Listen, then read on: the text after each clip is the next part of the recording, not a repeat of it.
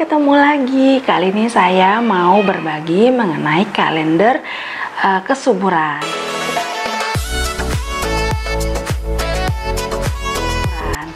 Nah, kenapa saya mau berbagi kalender kesuburan ini? Karena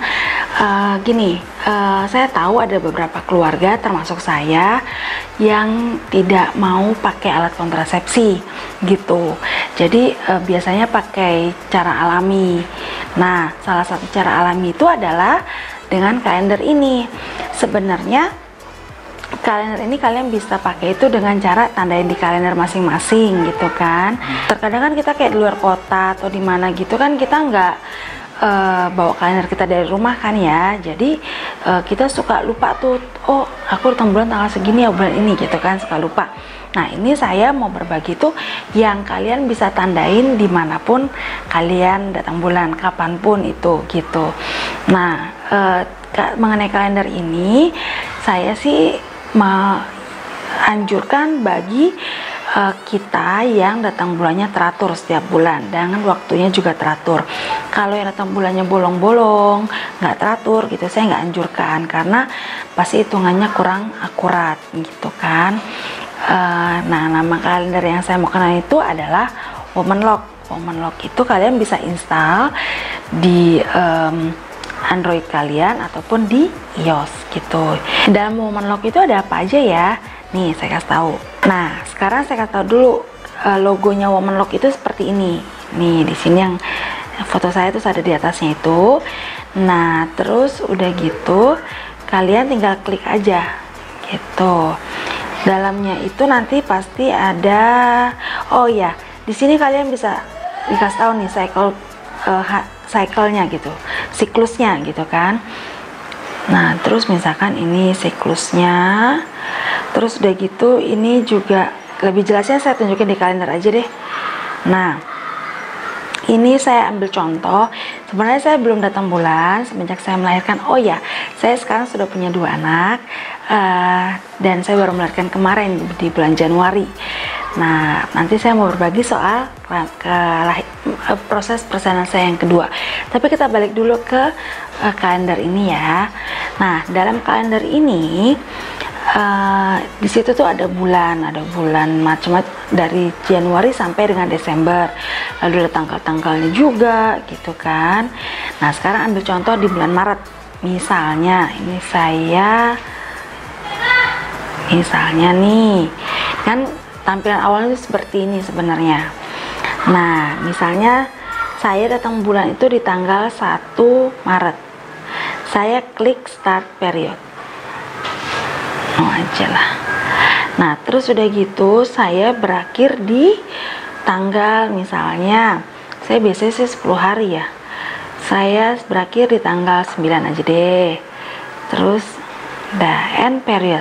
Nah, dari tanggal 1 sampai tanggal 9 itu adalah masa-masa suburnya saya.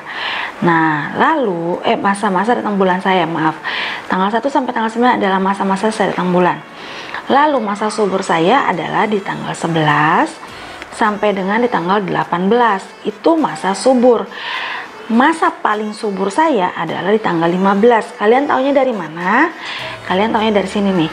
Di tanggal 11 itu kan ada kayak bunga setengah gitu kan, yang warna ungu di pojok sana sini.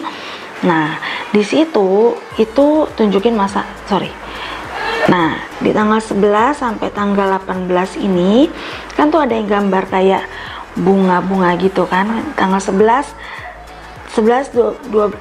sampai 14, 16 sampai 18 itu bunganya bunga-bunga setengah, nggak bunga-bunga full.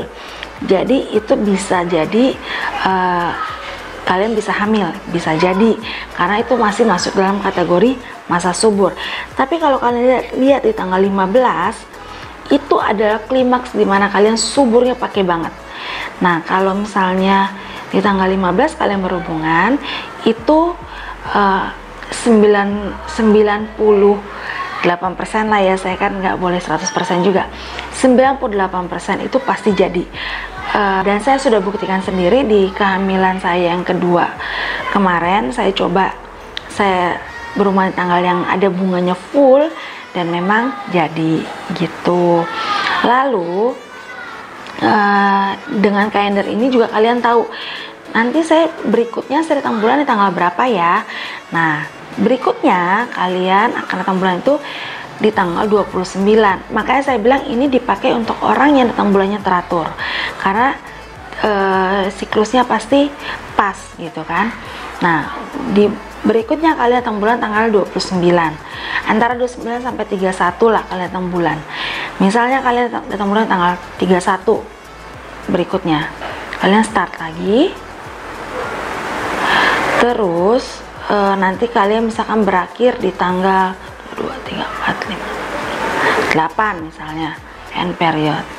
Nah, di bulan April masa suburnya itu adalah mulai tanggal 10 sampai dengan tanggal 16. Yang paling suburnya itu di tanggal 14. Gitu cara ngitungnya. Bulan depannya lagi, oh saya bulan berikutnya lagi saya datang bulan di tanggal 28 misalnya.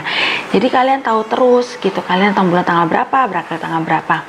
Nah, kelebihannya apa sih ini Woman Lock ini? Kelebihannya saya bilang tadi, satu, kalian bisa tahu kapanpun, kalian bisa tandain kapanpun dimanapun pada saat kalian pertama kali datang bulan. Jadi nggak perlu bawa repot-repot bawa kalender dari rumah atau kayak ngafalin nih, oh bulan ini saya datang bulan tanggal segini gitu. Nggak perlu repot-repot begitu. Terus nggak perlu juga kayak cari note di handphone misalnya, oh ini tulis dulu gitu, enggak. Jadi kalau misalnya datang bulan, kalian tinggal tandain aja, buka aplikasinya terus tandain aja gitu. Yang kedua, kelebihannya adalah kalian tahu pasti masa suburnya. Kalau tadi ada background medis sih pasti tahu ya, gitu gampang itu. Tapi kalau kayak yang tidak ada background medis, ya pasti rada-rada ribet juga. Bener nggak sih gitu-gitu.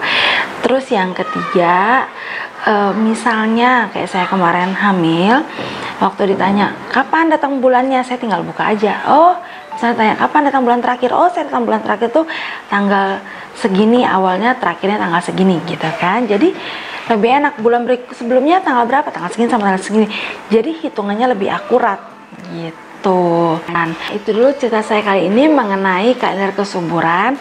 Semoga bermanfaat. Sampai ketemu lagi dengan cerita baru saya, pengalaman baru saya dalam mengurus baby kami. Dah.